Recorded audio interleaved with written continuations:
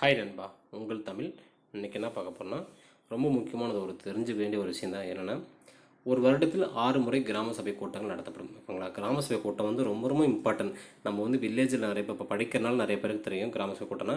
ஆனால் வில்லேஜில் இருக்கிறவங்களுக்கு நிறைய பேருக்கு கிராம சபை கூட்டம்னா என்னன்னே தெரியாது. அதுதான் உண்மை. ஏன்னா அவங்களுக்கு அந்த அளவுக்கு படிப்பு இல்லாதனால தெரியாது. ஆனால் கண்டிப்பாக கிராமத்தில் ஏதோ ஒரு இடத்துல நடக்கும். ஓகேங்களா?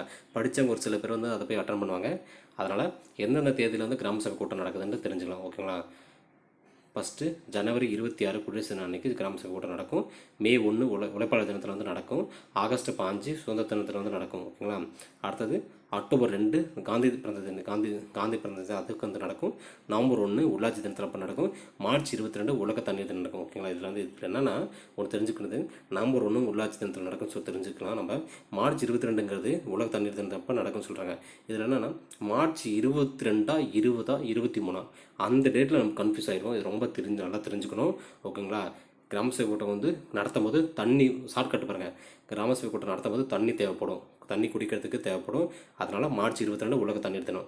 ஷார்ட்கட்டு எப்படின்னா, கிராம சபை கூட்டம் நடத்துவாங்க, அதுக்கு தண்ணி தேவைப்படும். தண்ணி எப்போனா மார்ச் 22 உலக தண்ணீர் தினம். அதை நம்ம ஷார்ட்கட்டை வச்சுக்கோங்க, ரொம்ப யூஸ்ஃபுல்லாக இருக்கும்.